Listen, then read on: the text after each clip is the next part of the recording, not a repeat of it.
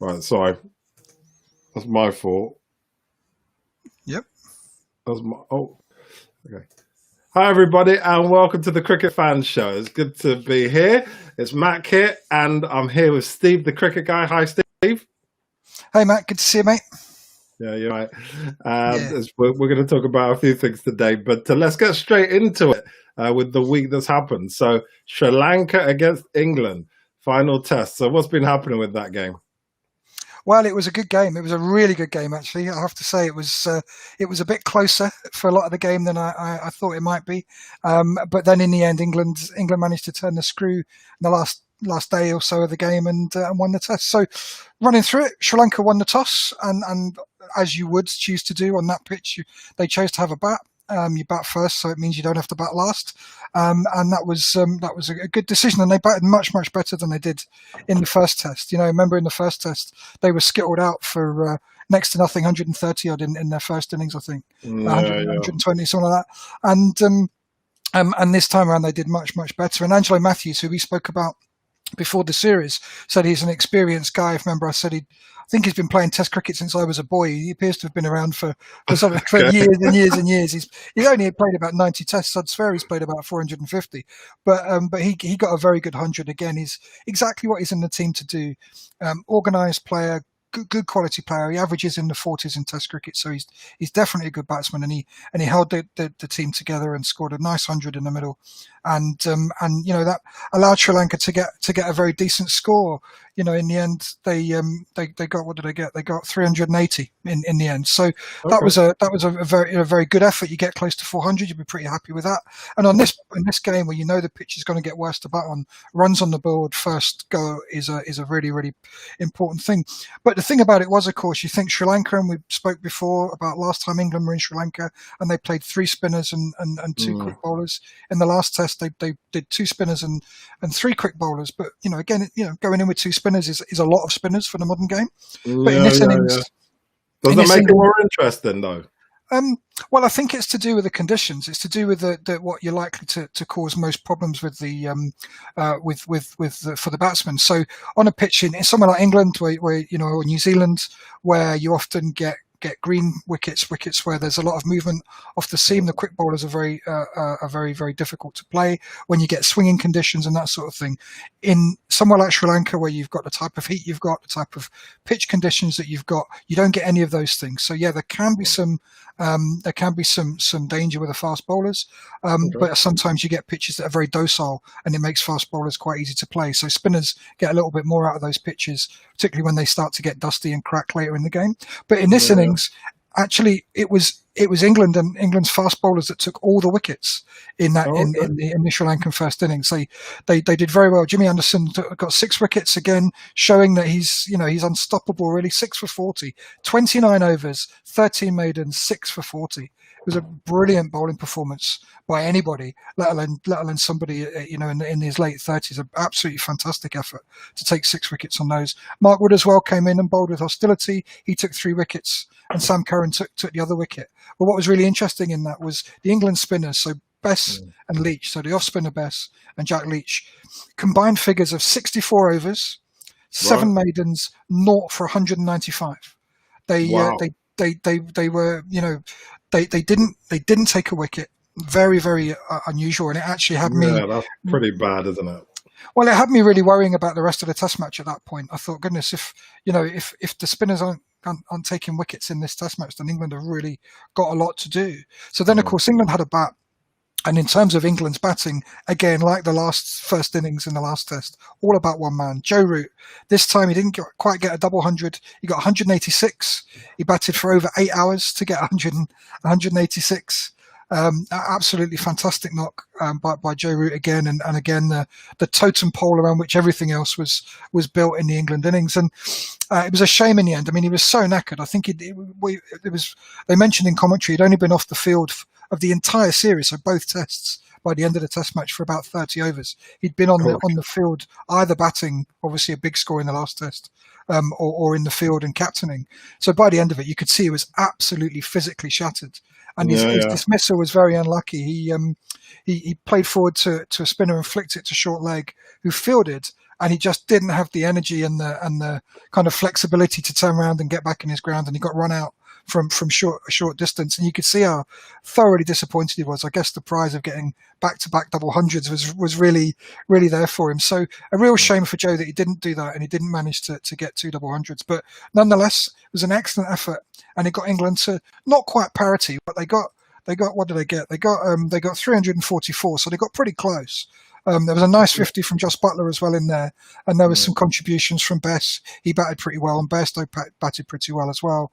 But overall, England would have probably been, pretty not too disappointed to have got close to 350 when they're facing 380. It meant it became very much a second wicket. I beg your pardon, a second innings game where you got two teams pretty close together. But in the bowling, Embaldenia, again, we spoke about him before the series. I said he would likely be Sri Lanka's leading spinner in this series and be the main spin weapon. He took 7 wickets in the first innings and bowled. Oh, 7! He bowled very, very well. He's 7 for 137. He bowled 42 overs. He opened the bowling. He was obviously their main go-to weapon, who they were expecting to take the wickets in that innings, and so he did really, really well. But then, of course, Sri Lanka bat again, and at this point, you're saying, well, they're 40 odd ahead. They've got, they're just ahead in the game. Bat well, and then England have got to bat last to chase a total. Anything approaching, I don't know, 200, 250 would have been a really big ask, I think, on this pitch. But as it was, England again grasped the game at this point, turned it, inside out really, and took all of the momentum away from Sri Lanka, bowling them out for 126. They bowled them out for in the end, 126, and even that was absolutely bolstered by some late real thrashing hitting by, in fact, by Embaldenia actually, who got 40 batting at number 10. So. Again, but this was a completely different kind of bowling performance. This time, the England spinners took all the wickets. Okay. So again, Bess and Leach and Joe Root also bowled a couple of overs and took a couple of wickets. So between the three of them, 32 overs, 3 maidens, 10 for 108 this time. So a completely different kind of performance. The pacemen, Wood didn't get a bowl at all. Curran and Anderson just bowled a couple of overs at the start, but it was clear by this stage the pitch was deteriorating, not going to get any better. There was turn, and there was a little bit of bounce, a little bit of uneven bounce, and the spinners they came to the party. So my fears after Sri Lanka's first innings didn't come to pass in the second innings, and of course that got England to the place where they're facing 164 to win. Yeah. Not a gimme on this pitch by any stretch of the imagination. In the back of their minds, they're possibly thinking, well, if Bess and Leach can take 10 and Root can take 10 wickets, then Sri Lankan spinners, what will they do? But actually, I was really quite impressed with the way England batted in the fourth innings. They batted and saw the game out and won by 6 wickets. And there was probably 3 notable batting performances in there. Dominic Sibley, who's been under a lot of pressure in the Test series. He didn't get great. He didn't really score very much in the first Test. He got a low score in the second, or possibly even a duck in the first innings. And he made a good 50. He scored 56. He batted, he just batted to stay in, and the accumulated runs. It took him 144 balls to get his 56. But he was there at the end, and he saw England home. Now, he was on the end of a couple of decisions by the umpires, where he was given not out on the field. Then there was the TV umpire, the decision review system was used, and I think 2 or 3 times he was reprieved on umpire's call. So that's where it's a very, very close decision. Is the LBW going to hit the stumps? If it's really close, they give the benefit to the umpire and say the umpire's decision stands if it's really, really close. Okay. On another day, if the umpire had given him out, he would have been out on umpire's call. So he was arguably pretty lucky. He got kind of 4 lives to get to 56. But it's not down to him. He just kept batting and he kept accumulating and he did pretty well. So for him to prove he can get some runs on a turning pitch in Asia is pretty good ahead of going to India. Then you got 2 other players who played a very different hand. You've got Johnny Bairstow, who scored 29 in 28 balls. Doesn't sound like a huge score, but in the context of chasing 160, that's a very useful knock. Crawley opened the innings, and I thought but looked pretty good. He scored 13, and he got an extremely good delivery to get him out. Nothing he could do about it. And then Bairstow came in and really said, right, I'm gonna try and take the game away from you. I'm gonna try and score my runs quickly, and I'm gonna give you some problems as an opposing captain. And although I say 29 isn't a huge score, going at a run of ball in the context, it made the game speed up, and it put a lot of pressure on the Sri Lankans. Then England Root scored 11. I think Dan Lawrence got 3, something like that. And then Joss Buttler came in, and Joss Buttler ended up he scored 46 in 48 balls again. A more similar innings to Bairstow. He decided he was going to try to keep the scoreboard moving. He and Sibley did very, very well in taking singles and twos. And really, after a while of that partnership coming together, it became evident that Sri Lanka were not going to stop England. It began to feel inevitable. The batting got a little bit easier. The fielding got a little bit less energetic. There was a little bit less chirping from behind the stumps and a little less mouth from the close infielders, as England just did enough. And in the end, Buttler and Sibley looked pretty comfortable at the end, and saw England home. So all in all, it was a really fascinating Test match. Sri Lanka so much better at the start of the Test match than they had been. England spinners, were they going to come to the party? Sri Lanka then bowled, pretty well, but Root again, just different class, different class player to anybody else involved in the match. And then England bowled beautifully well to take those 10 wickets cheaply, and then grittily saw it out. So a really well balanced Test match actually, and one that was a lot of fun to follow. So look, I've got a few questions for you as a fan, obviously. So Jack Leach. Should he keep his place, or is anyone else that is kind of like for you a question mark really, from what you saw? Well, I think both Leach and Bess, I suppose, were certainly under a bit of pressure going into that second innings because they hadn't taken any wickets and they had looked a little innocuous, really. As I say, I thought Leach bowled better than Bess in the first Test. Thought they were both pretty much on a par in this Test. So Leach, I think, probably as a left-arm spinner as well, something a little bit different from the other players that England are likely to consider. I think Leach will keep his place in India. Again, he's just taken 4 wickets and been part of a spin attack that's bowled a team out for less than 150. So he'd probably feel pretty hard done by if he wasn't selected for the next Test in India. Bess, I would say, if either of them is possibly under a little bit more pressure for his place, and that's because Moeen Ali now looks like he's recovered from his COVID isolation and he's been able to train and he's now got up to selection ready. I think the England coach Chris Silverwood said he's now available for selection for the first Test in India, which is at the end of next week. So he's an off spinner, same as Dominic Bess. He's obviously a very experienced player. He's a better batsman than Bess, or he certainly has got more pedigree with the bat. So if either of them are going to miss out in India in that first Test, I wouldn't say it's likely to be Leach. I'd say it might be Bess, but again, he can also point to the fact that he was part of a spin attack that skittled a team out for less than 152. But my gut is that England are going to play Moeen in the first Test in India, and it'd be Bess that misses out rather than Leach. Okay, good. And so looking forward to India. I know we're going to do a preview, obviously, before it happens, for that tour. Do you think England look in good shape? Because is this really the kind of test? So I appreciate, with all due respect to Sri Lanka, the kind of test that England needed before playing one of the best teams in the world with India. And what's your kind of feeling? Do you think India's actually going to, make a good fist of it, or will they really struggle out there? Well, I think this will be a harder test. I think, player for player, the Indian team is obviously a better side than Sri Lanka at the moment. I don't think there's any doubt about that. And we've just seen the heart and the determination that the Indian team had in Australia to win the series there. They'll be absolutely, buoyed with confidence. They'll be really, really up for it. They'll believe that they can beat anybody. But at the same time, England, Sri Lanka, I thought they would win both Tests.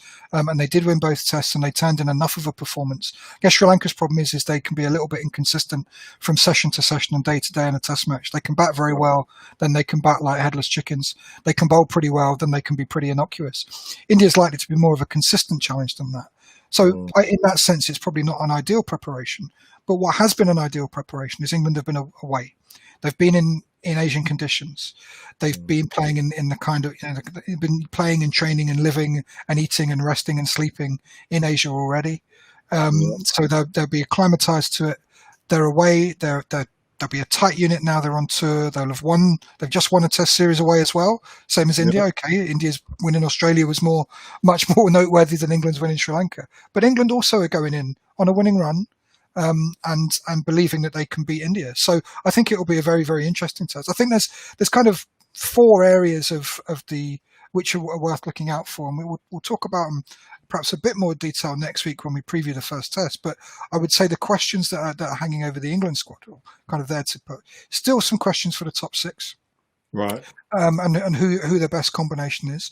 I think Sibley was getting a little bit of cheek from the Sri Lankan wicketkeeper Dick Weller at one point, who asked him if he was going to be opening the batting in India, and Sibley said, "I don't know. I've not played that well so far."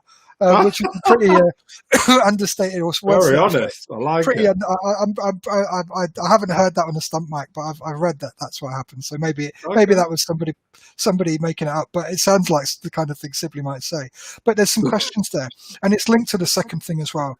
England, I said they've got a tight squad, and they've been out there and they've been touring, but they are swapping out their squad a little. They are making some changes, and Johnny Bairstow.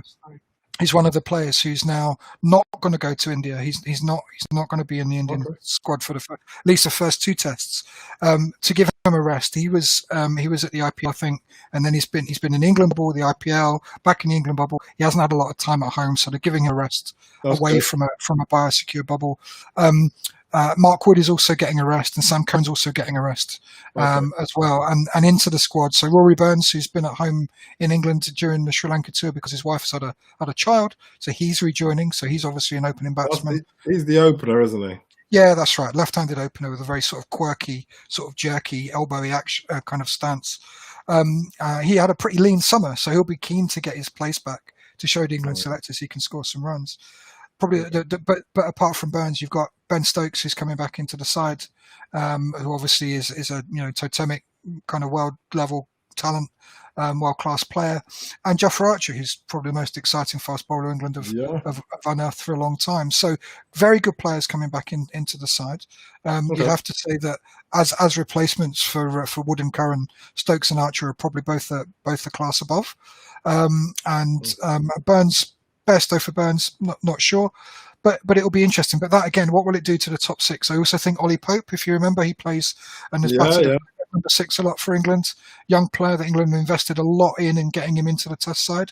They've got a lot of faith in his ability, and he's done pretty well for them. I think he's going to be available for selection as well. So there could be some changes in that top 6. Well, there's bound to be because Bairstow's not going to be there. After the first test as well, Joss Buttler is flying home because again he's been in a biosecure bubble. So our kind of favourite of the cricket fan show, Ben Folkes, is going to be the wicketkeeper in the remaining tests, tests 2 to 4. So there's going to be changes, and what's that going to do to both to the shape of the top 6 and the balance of the team overall? Then you've got the question of England spinners, who we just said. I was worried that they weren't going to perform in Sri Lanka, and they pulled it out the bag at the end. We've spoken about maybe Moeen for best, which isn't a risk-free change because Moeen hasn't played Test cricket for a while. And the reason he hasn't played Test cricket for a while is the last time he was playing, he was really in a bit of a slump with the bat and with the ball. So question, are England spinners good enough to trouble the Indian batsmen in India? And I think that's going to be one of the fascinating things to see. And then, of course, you've got the balance of the pace attack and how are England going to do that? Archer coming in, I would imagine he'll play the first test. If you've got Archer available, I'm sure unless he needs a rest, you play him. But what's been really interesting is England's pacemen. The 2 most effective pacemen for England in Sri Lanka have been Jimmy Anderson, 6 wickets, incredibly economical as well. Obviously didn't bowl really very much in the second innings. And in the first test, it was Stuart Broad. If you remember what he gave away, something like 17 runs in 14 overs, incredibly tight. Now, England have tended, particularly on tour, to play either or Broad or Anderson. They don't tend to play them together. I don't know if there's a feeling that if they're both in the field at the same time, that can be quite difficult to find fielding positions for them, though Jimmy particularly is still a pretty excellent fielder. But will England, if you'd said England's best pace attack, if they were going to play three pacemen in the first test, would probably be Anderson, Broad and Archer. But, will England go there? Will they want to bring in Wokes or somebody like that instead? So lots of questions, and I think it'll be fascinating to see what England do. But we'll preview that, and we'll preview the Indian team a bit next week. Brilliant. Excellent. Thank you for that. And so we'll move on to what's happened in Australia, the Big Yeah. Bash. So fill us Yeah. in with that. We've been talking about that for the last few weeks. Yeah, we have, and yesterday, so was as we record on a Wednesday. On Tuesday, it was the last games of the home and away sort of league table stage. So now you've got the teams that have progressed through to the knockout bit, and there's a knockout game, and then there's another game, and then there's some semi-finals and whatever before a final in something like the 6th of February, I think. So still a bit of cricket to go. And actually, the good news is there's a lot of England players that have gone out to the Big Bash are still going to be involved in the knockout stages, which is really, really good to see. So again, I've done my update of who I think has been doing well, and I've got some rankings here. So I've got some batting and bowling rankings. My batting rankings are based on the number of runs every time somebody goes out to bat. I've not done it as an average because I think in T20 you can get some wacky averages because of the not outs of people coming in lower down the order. Obviously, you run out of overs and people aren't out. And a strike rate, which I think is really, really important in the Big Bash. If you're playing T20 cricket, you want to be scoring your runs quickly. It's no good getting 20 in 50 balls. You need to be getting them in much quicker than that. So looking at that, the overall rankings, just looking at the English or county players that are out there, number one, as he has been for some weeks, is Alex Hales.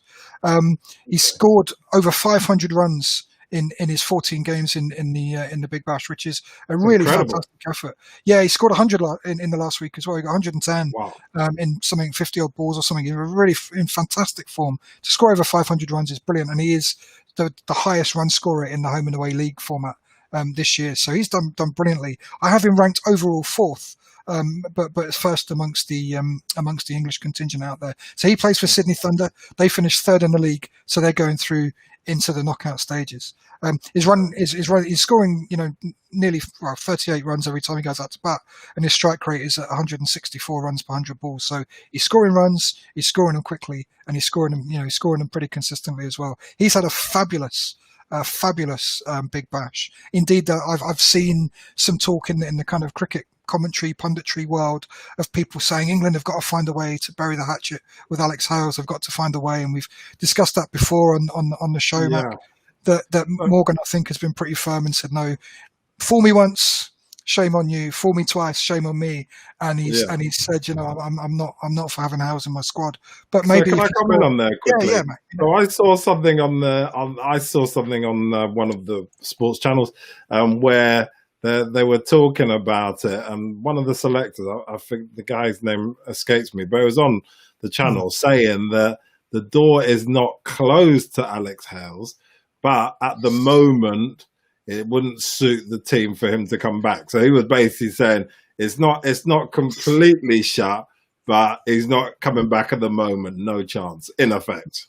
So I mean, that's for me. Look, this is, if you can't get into a team when you're the best, it's almost like, if we talk about football, someone like Bukayo Saka, obviously I'm going to talk about him, best teenager in England at the moment. If he can't get into the England team, that's ridiculous. If you can't get in when you're at your peak, then how's he going to get in when he's obviously in a different space? I mean, I think that's pretty much saying in a polite way, isn't it?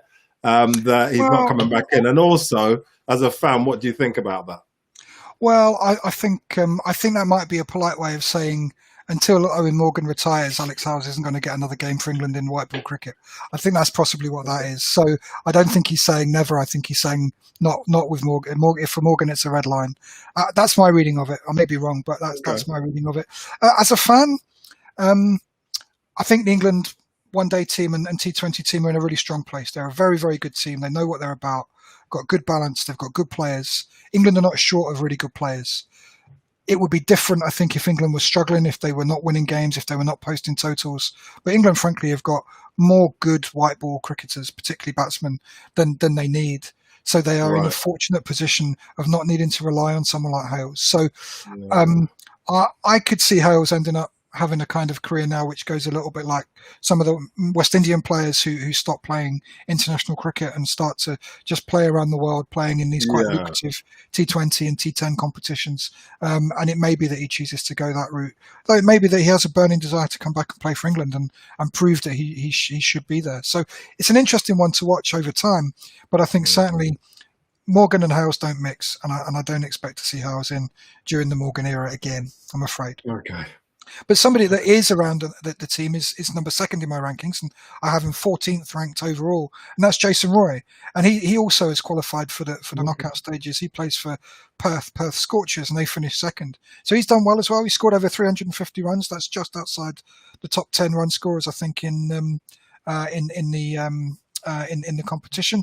He's scoring 32 runs every time he goes out to bat, which is up from last week. So he's had a good week, and his strike rate is over 130. Again, that's pushed up this week. So he's had a decent week. Jason Roy, I think he's done well, and he's finished strong, and he's just leapt back above Sam Billings, who I've got ranked as third, and 18th overall. So his runs went down. He didn't score the runs this week, but his strike rate is good at over 140. He's only batted 9 times. He hasn't played as many times as either Roy or Hales. But he scored over 200 runs, so he can be pretty pleased with that in 9 innings. And again, he's been keeping wicket too, so he's been adding a lot of value to Sydney Thunder, who he plays for, same as Alex Hales. So again, he's now into the finals. And the fourth batsman, who's also through, who's Roy's teammate at Perth, and I think has been opening the innings with him, is Liam Livingstone, the Lancashire biffer, who's a big lad who likes to hit the ball. He's played 11 times as well. He's got nearly 290, nearly 300 runs. I have him 27th overall, so a little below Billings. So I think the top 3 probably, the top 20 players. The others are slightly lower down, but again, a good. He's scoring over 26 runs every time he goes out to bat. Strike rate of 125, 126. So again, he's doing a good job there. And then into the top 5 is James Vince. Again, somebody else who's been in and out of the England teams, played Test cricket, played one-day cricket, and so on. Probably, I don't think he may make the squad, but he isn't probably regarded as a first pick in any form of cricket for England at the moment. Well, he again is coming in. I say he's number 5. He's ranked 28th, so pretty much the same as Liam Livingstone in terms of his contribution here. He's scoring just under 25 every time he goes out to bat, but he's got a slightly higher strike rate. He's doing it slightly quicker, over 130 runs per 100 balls. So, his team have won the league. Were top of the rankings. Sydney Sixers, I think they're called, were top, and he's played every game. So they're obviously pretty happy with him. He's obviously doing the job that they want him to do. So that's my top 5. There's a few more England batsmen, but notable who's an absence from that, and an absence from the knockout stages is David Malan, who's playing for the Hobart franchise. They finished low down the table, and he had a pretty poor week. I think his rankings went backwards, and he ended up kind of upper mid table really in the overall rankings at 34th. He scores 26 and a half runs every time he goes out to bat, which has been going down over the back end of the home and away section of the tournament, and his strike rate is 114 runs per 100 balls. So it sounds fast if you're batting like that in a test match. But in the T20, if you compare that to Hales going at 160 runs per 100 balls, it's significantly slower. I don't think he's been playing in a good team. I think he's been coming in fairly early quite often, and that's probably not suiting his game as much. He's probably having to do a bit of a rebuilding job, be a little bit more conservative, and he's been doing his best for a team that probably overall have been a little bit disappointed with their season with the bat. But great to see the top 5 ranked English batsmen in the Big Bash all through into the next stages of the competition. I think that says a lot about the quality of the batting that the England players take to the Big Bash. I know they're a prize, and many teams have got an English batsman in their side because they're now been playing T20 cricket is valued by the franchises. Yeah, and I think for a while anyway, to be fair, a lot of the England players have been pretty good at T20. Like you said, there's an excessive amount of choices for the England team. So, yeah, it makes sense for the ones who don't make it to go and play in lucrative foreign fields. So, and obviously there's many of them. So, no, that's brilliant. Yeah, the bowling is still, yeah. Well, the bowling is still not as impressive as the batting, though. It's your favourite part of the discussion. Yeah. There are some that have made it. Liam Livingstone, again, I have him top of my rankings now.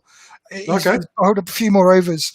6 overs bowled in the competition, 4 wickets for 48 runs. Fantastic. Oh, really? Okay. Averaging 12 with the ball, which is top 3. strike rate of a wicket every 9 balls, which is the second best in the competition, an economy rate of 8, which is pretty good.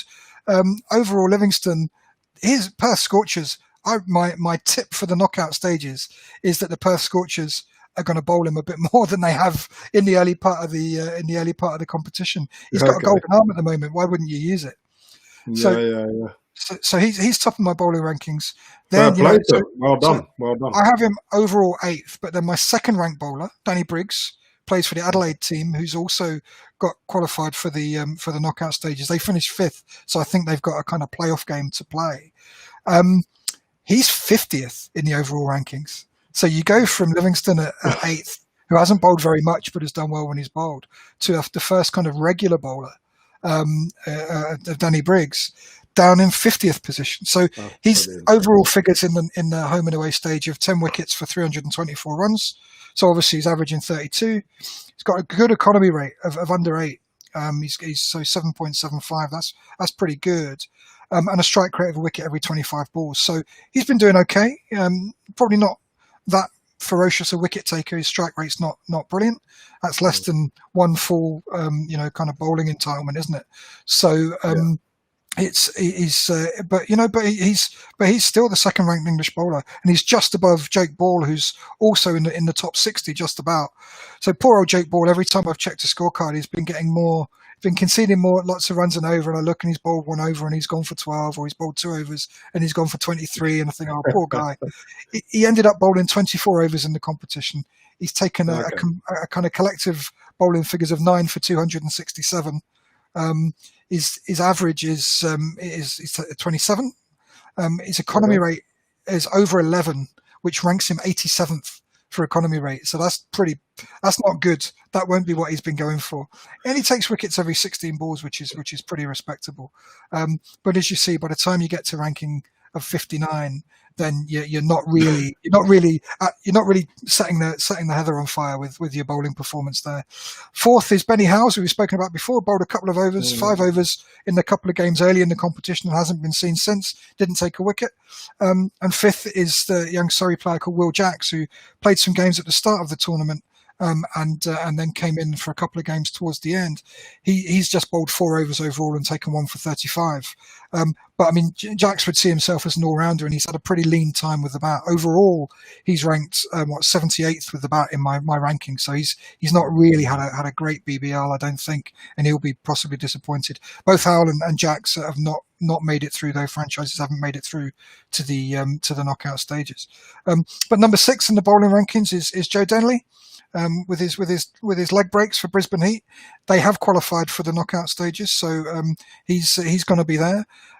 Again, you would probably say Denley's more of a batsman than a bowler. He's only bowled 3 overs, and he ranks overall 70th in the rankings. He's ranked 56th with the bat, so again, mid-table. He'll probably be hoping for a bit more, but he's still there. He's still got the opportunity with Brisbane Heat to get some more runs and maybe take some wickets in the next bit. And then I wanted to mention the 7th ranked bowler as well. Poor old Lewis Gregory again. He's another who's taken a bit of punishment off his bowling. Somerset all-rounder. His again didn't rank very highly in his batting ranking, and 72nd overall in the bowling. But again, he plays for Brisbane Heat, and he has another chance to go again. And who's to say? Who's to say they won't get to the final and he'll pull out a man of the match performance, and then he's had a great tournament? You know what I mean? That's how it can go. So his economy rate is over 10 as well. He's bowled a lot. He's bowled probably the most overs, I think, of an English bowler. He's bowled 25 overs, taken 7 wickets, but he's averaging over 36, which is pretty high for the Big Bash. So economy rate of over 10, takes a wicket every 21 balls. So again, you'd be wanting to nudge that down a bit, I think. So I'm sure Gregory's not had the best time, but he's still there. He's still playing. He's still got a chance. So you never know. I've got a couple of questions on this. So first of all, I if I was on those bowlers, I wouldn't be sleeping well at night. That's the first thing. But the main thing really is how did these guys even get picked? Were they that good at county level, or were they just picked? They must have been picked on merit, surely. And what do you reckon is the main reason why they're doing so badly? I mean, this is like Sunday League stuff, isn't it? I mean, Well, surely you can bowl better than these boys. well, Matt, you may not have seen me bowl. I wouldn't go that far. No, I wouldn't say that at all. You've got to remember, Gregory was in and around the England white ball team last summer, and I think made an appearance or two, and is highly regarded. I mean, he's normally come in lower middle order, particularly in a 50-over game, can score valuable quick runs at that point. He's a skilled quick bowler. He's not fast, but he's a kind of seam bowler maybe, and he's an experienced player, and I think he captains the one-day team in for Somerset, or he certainly has done. So I think he's a good player who's got plenty of promise. Maybe he's not had the best of tournaments so far, not quite the tournament he would have wanted. Jax is a very young player, plays for Surrey, and is just beginning to establish himself, and is certainly kind of one for the future. What I guess you've got to think about with the way they build franchises, and this certainly happens in the IPL as well, of course, is they've only got so much they can pay in wages, so they have to balance building their squads from their wage budget. So of course you can't just have superstars and just pack your team with superstars, because you can't afford it. You're not allowed to spend that money. So there has to be a little bit of building your squad with players of promise and of, because frankly it would be cheaper to have Will Jackson in your team than it would to have Ben Stokes, right? So you need to balance things off. As well. This year's also been interesting. Some opportunities, maybe people like Jax and Liam Livingstone, maybe, and even Danny Briggs getting the opportunity in the Big Bash, because a lot of the tournament was running concurrently with the Australia-India Test Series. So players that have come straight from that and have gone in and done very well. Marnus Labuschagne has scored some good runs this week for his franchise. You've got some others that have been playing in the Test team that have. Travis Head has come in and done well as well. So because they weren't there for the competition, their franchises need to make sure they had other players that could fill those roles, and maybe that's given one or two people an opportunity. And maybe you say Livingstone's grasped his and has made the most of it, whereas maybe Gregory and Jax haven't done quite as well. But I wouldn't write them off as good players. They're excellent players. Big Bash is a tough gig. Big Bash is tough. Also, with T20 cricket, there's very, very little room for error for a bowler. You can't bowl outside leg stump at all. Anything on the legs is going to be given as a wide. You can't bowl anything. Short balls are restricted. You can't bowl in bouncers. There's lots of ways in which your game is constrained. It's much more difficult. It's kind of almost designed to make you bowl where the batsman can hit it, frankly. So, it is much more of a batsman's game, I would say. And that's why it can be so thrilling when you see a team bowl really well and get a team in real trouble in T20, because it's supposed to be a batsman's game. It's supposed to be about sixes and fours and fast running and lots of balls being dispatched to the boundary. And when a bowling team gets on top, I think it can be genuinely quite thrilling. Even though as a purist cricket fan, I like a 5-day test match as the ultimate form of the game. There's something very enjoyable about a team being put on the run by a bowling attack in the Big Bash or the IPL or whatever. So, yeah, I don't know. They're good players. Don't write them off. Okay, all right, good. No, I love T20. I think it's the most exciting part of cricket. And I know that you can always be glued to the screen and watch some fantastic stuff, obviously, from the hits and everything like that. So, no, great stuff. Right. So is there anything else that we need to cover? Anything else? Any thoughts on any of the two things we've talked about or more?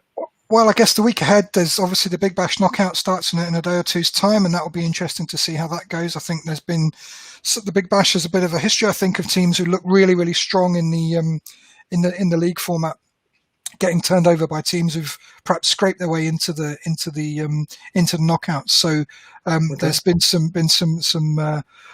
You never know what's going to happen when you get into knockout cricket. The aim of the game is to make sure you're there, and then anything could happen. So plenty to watch in the Big Bash, and as we say, plenty of interest for English county fans in the Big Bash as it goes forward too. But also there's a test match going on at the moment, Pakistan, South Africa in Karachi, I think it is. That's end of day 2. Pakistan bowled very well and bowled South Africa out for a relatively modest total.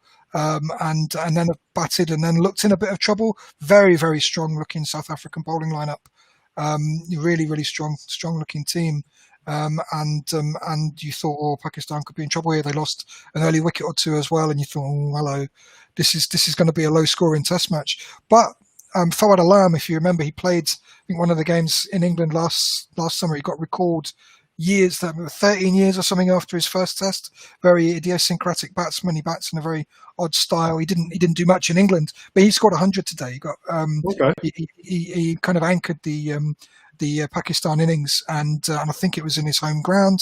Obviously, Pakistan don't play very many tests in Pakistan. I think this might be the first one for quite a long time, and so a real thrill for him to score as a Pakistani batsman, to score 100 in Pakistan in a test match it must be thrilling. He'll be so excited and be so pleased with that, and good, fair play to him. So it's actually that innings has given Pakistan the first innings lead. So that then puts, again, test match. Looked like Pakistan were in a bit of trouble. They were 15 for 1 at one point, looking dodgy. But now South Africa are under a bit of trouble. Are they going to be able to score enough runs in the second innings to set Pakistan a total? Lots of cricket to go in that game, but been interesting to see, and nice to see a Pakistan batsman score 100 in Pakistan. And of course, we've said we'll preview the first test between India and England next week on the Cricket Fan Show. But the one thing to note, at the moment, there's no broadcast deal in the UK for that series. Really? At the moment, it's not clear if England fans will be able to watch that series on TV. The rights are owned by a media company that at the moment don't have a deal with a UK broadcaster. So it's not entirely clear. I think they're a subsidiary of Disney that own the rights, but but they're not available through Disney Plus in the UK or anything like that. So at the moment, I'll be talking about that test match by listening to the radio and reading scorecards. And maybe looking at Twitter and YouTube and seeing what I can find, but I won't be able to get my coffee and my muesli and watch it in the morning.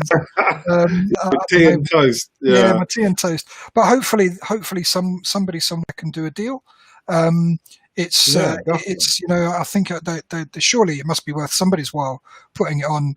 And making it available. You would have thought that would be worthwhile, but I would have thought Sky Sports Cricket would have made an effort, but yeah, who knows what the politics are in this stuff? Yeah, but who knows how it all works? And yeah, I don't know we don't know the relationships between the different broadcasters and what they're prepared to do and what they're not. So hopefully there'll be some coverage that England fans can watch, because it's a real shame. It's this is I have a tingling feeling about this series that it's going to be something special. And it would be a real shame if a whole army of England cricket fans, who obviously can't travel to go to the game and support them in the way the Barmy Army normally would anyway, it would be a real shame if it's not available to watch. Anyone watching, if you can let us know. Obviously, Steve will be the main man here. Let us know of where it can be seen, because we definitely want to see England playing India. I mean, that should be a very exciting, as has been alluded to by Steve. So anyone who's watching, I know a few people asked, so thank you. Just let us know. Drop us a line. That'd be great. Any final other thoughts, Steve? I think that brings us up to date with the world of cricket, Mac. Okay. I think lots to look forward to next week as we preview the India-England test. And as I say, I've got a tingly feeling that something special is going to happen in that series. Brilliant. Thank you so much. Well, thanks as always, Steve. It's been brilliant to talk about the cricket and to catch up. And we'll be incorporating questions into the live show going forward. So, by all means, leave some questions, leave some thoughts. Let us know what you want us to talk about. Obviously, we'll continue to talk about what's happening with the England team. That's the common thread here, and everything that England players are doing around the world. But let us know, and we'll go through some questions as well. So thanks again, Steve, as I've said. This is Mac, and thank you for watching the Cricket Fan Show. And join us next week, Wednesday, again at 8 p.m. So that'll be great, and it'll be great for you to join and leave some thoughts and leave some comments as we're doing the show live.